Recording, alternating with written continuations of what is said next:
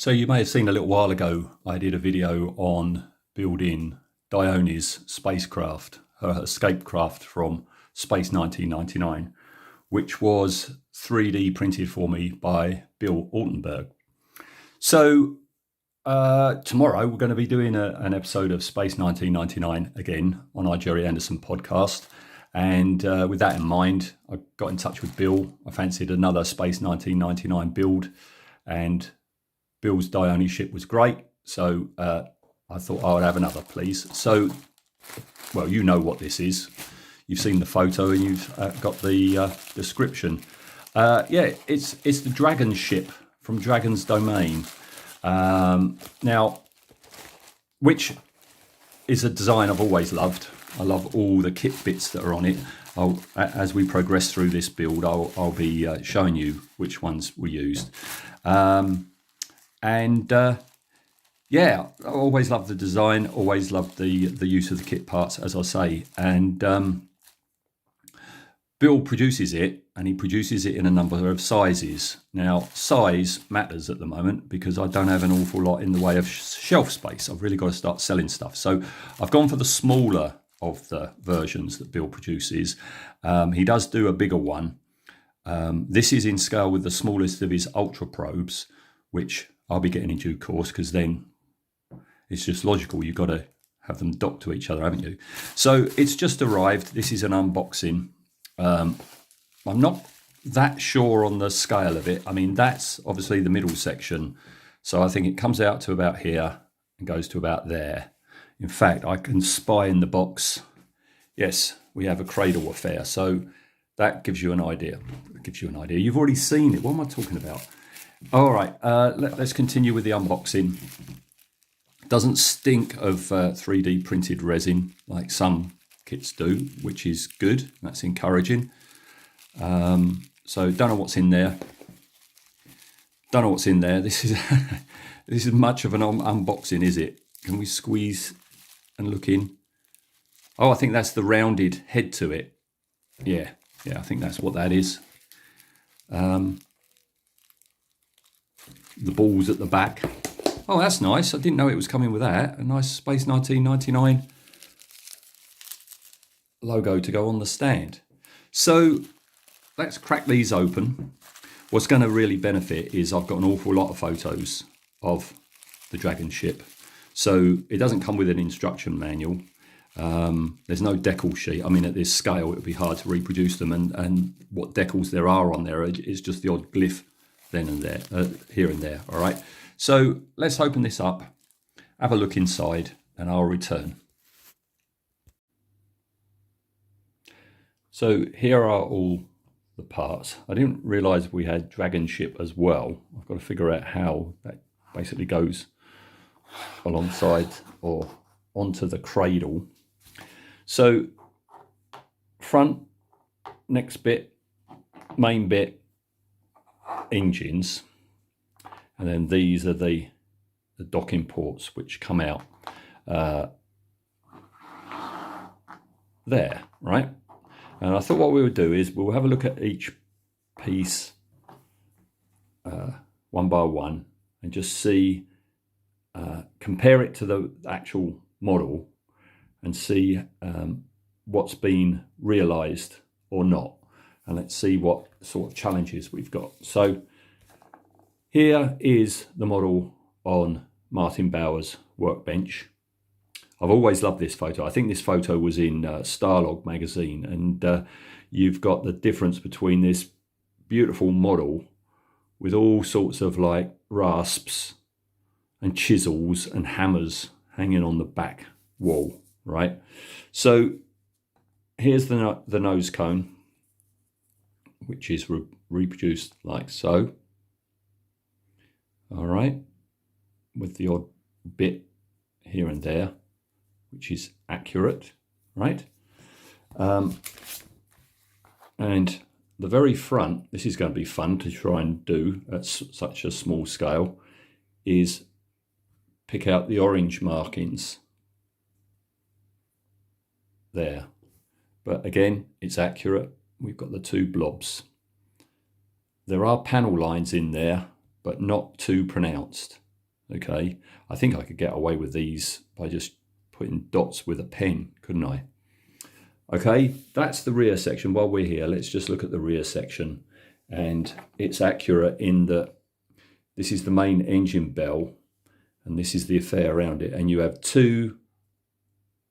only two, and they're opposite each other, like mini thrusters. All right, so that's very accurate as well. I also like with this model how it's hollow down the middle, because what I'm going to do is just get a piece of plastic rod and just for extra stability, just mount it onto that. All right, so that's the front, that's the back. Okay, what have I got next? Yeah, another shot similar to that, but let's have a look at the next piece now, which is this piece. This, I'm not sure what that is, and I recognise that's two parts together. Are they on here? I don't think they are. No. And again, have we got something like that there? There's a nod to them, isn't there? Yeah. And then down here, these are the docking tubes, or at least it's what the Ultra Probe docks onto. And what is really good is these are they, and they go in no trouble. Oh, and once they're in, they go in as far as they're meant to go, because they just slot in like so. So that's easy, nice tight fit. Also, you're going to have to do an orange band, and then I've got the black bands between those little widgets that are there. All right, so that's that piece. Before moving on to my next sheet, let's have a look at that engine again. There we are. That is that, basically. Okay. Move those arms out the way. And now we've got the main bit, the big bit. Okay, oh, it's the wrong way round, because these balls are those balls there. Okay. Like so. Really good. Really good. And then we've got the actual tubes themselves. This whole tube affair has details on the original. This is the deck of a battleship, an Airfix battleship.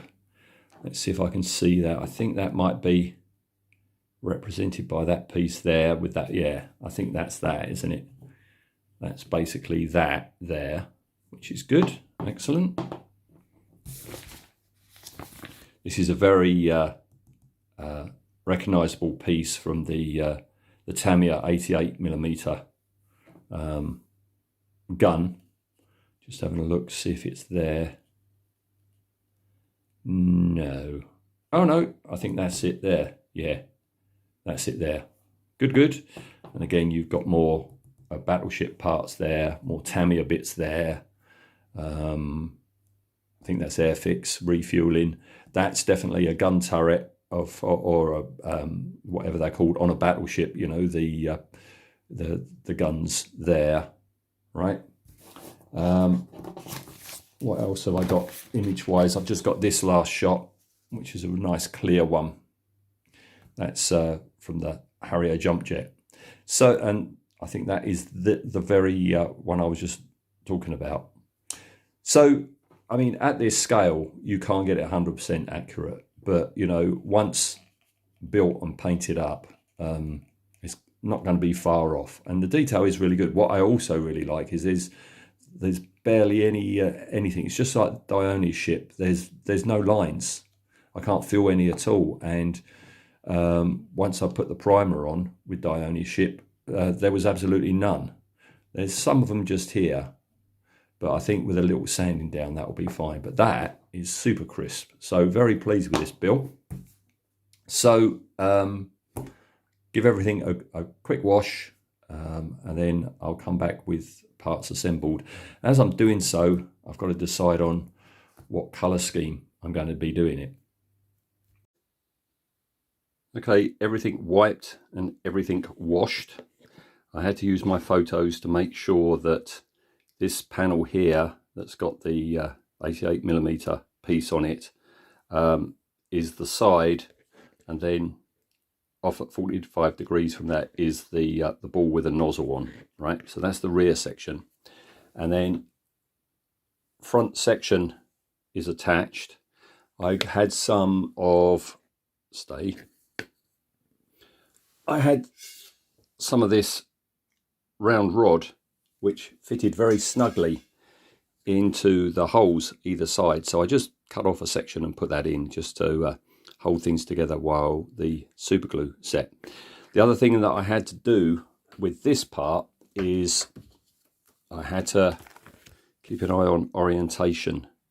So as you can see, you've got the round bit here and two balls, and they are lined up with one of the arms. So I've done the same. There's the balls, there's the hole for the arm. All right. So yeah, pretty much done. All I've got to do is just bung that on, bung the 4 docking rings on, and it'll be time for primer.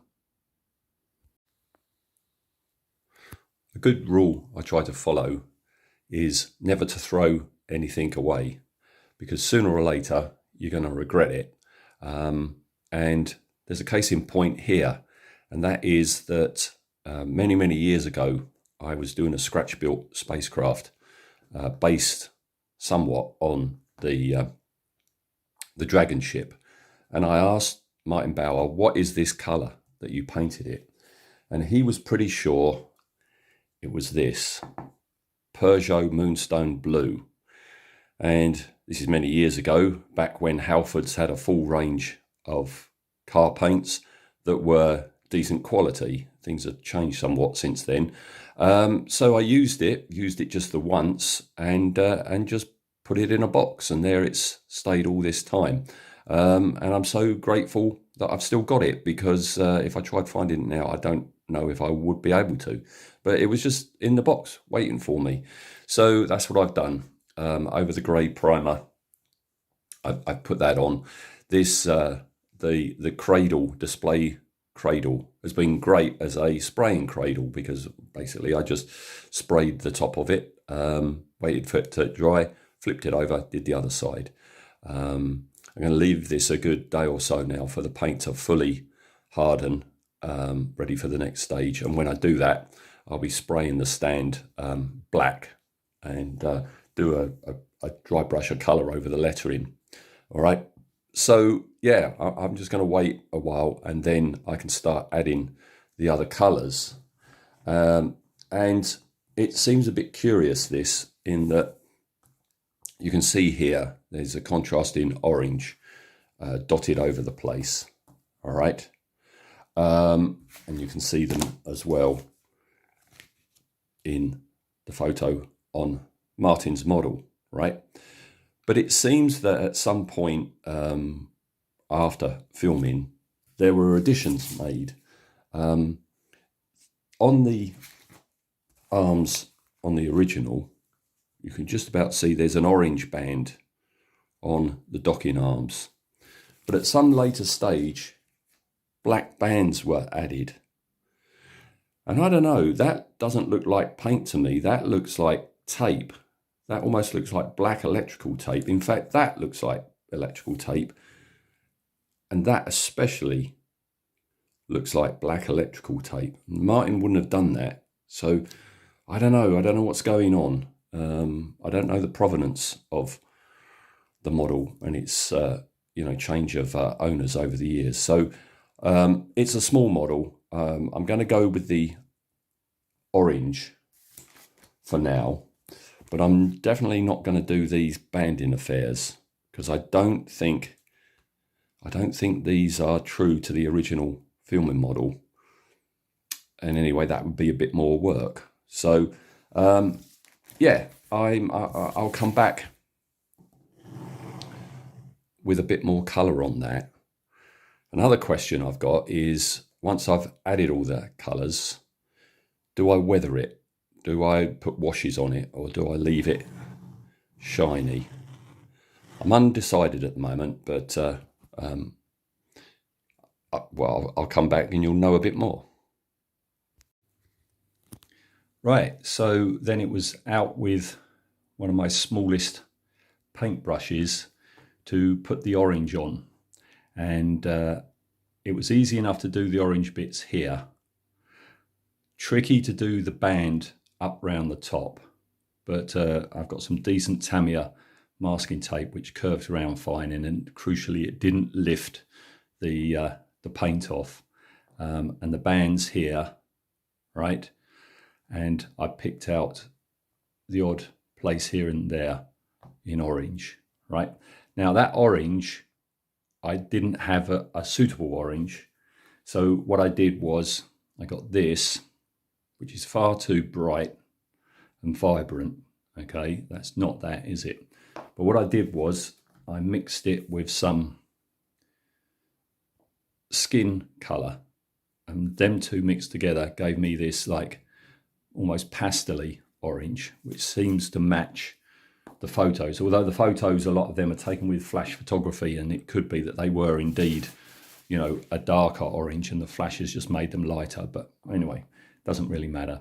The other thing was, while painting these orange bands, I got it over and onto these docking areas, which I didn't want to do, but I did. And of course, this is a spray can, so how do you touch that up? Well, what I did, and this is a small digression from the actual colour, because on the original, these are the same colour as the hull. What I did was I got some silver, and I mixed it with this gunmetal blue, okay, from a Vallejo, which I've had for a very long time and don't have much use for, but it's been useful because by mixing that with the, that's better. I mean, if I close in, shadows start making it look darker, but if I pull back, it's just slightly off from that, a slightly darker version, all right?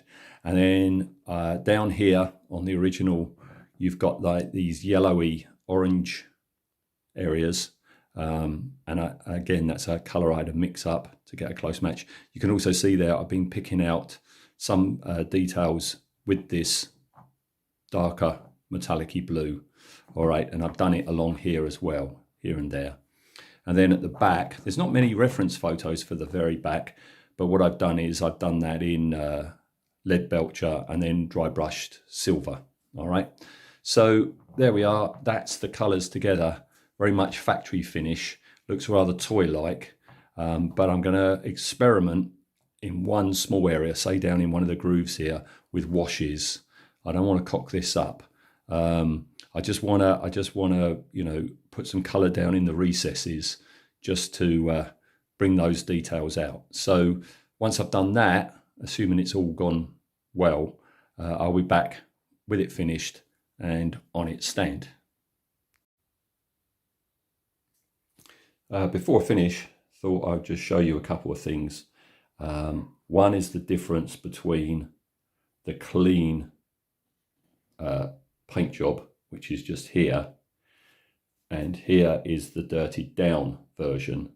And what I'm doing here is I'm getting Nuln Oil, watering it down a lot, okay, and washing it on and then dabbing it off, because it's a shade and therefore it will change the color completely, and I don't want to change the color completely, so I'm just leaving it in all the recesses. It's darker here at the back because I figured the engines area would be darker. So yeah, this is it toy-like, this is it more grim, right?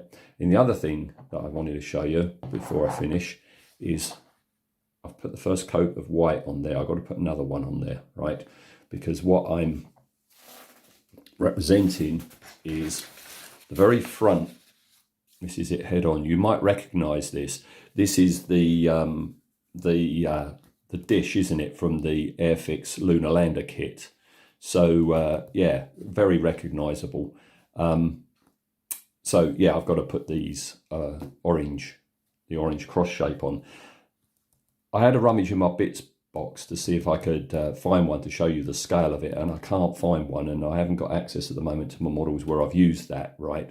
But it's about yay big, which gives you an idea of just how big the thing is. What I can show you to give you an idea of the scale is the decals that Martin put on here and up here and up here.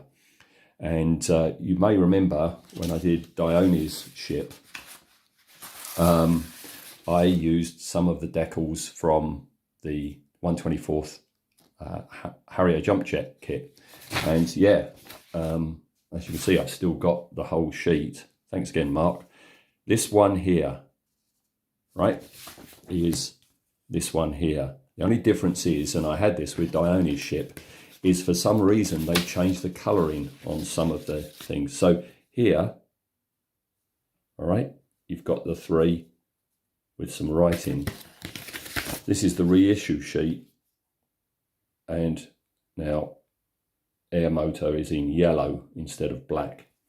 And then the other ones, those ones there and those ones there, can be found. They're all over the place. All right. So yeah, that gives you an idea. All right. All right. I'll come back with the ship done. And there we have it finished. I don't know if you can really make it out, but the Dragon ship logo is a very sickly browny metallic that I've got, which I painted all over it, and then I lightened it up with a bit of silver to highlight the letters, because I figured that icky browny metallic kind of like ties in with the icky brownness of the Dragon. So very, very pleased how this has come out. I'll just turn him around. You can see I have done the thing on the front. It's not perfect, but that's fine. I'm happy with that. In fact, I'm happy with the whole darn thing. As I said at the beginning, it's always been one of my favourite Space 1999 guest spaceships. And yeah, thanks ever so, Bill, for making it available and doing such a stellar job of designing it and printing it. And it's been great fun. The question I've got now is, do I go for a bigger version? Because I'm thinking now I've done it in a smaller version, it's going to be even easier to do it in a bigger version, as long as my Peugeot Moonstone Blue holds out.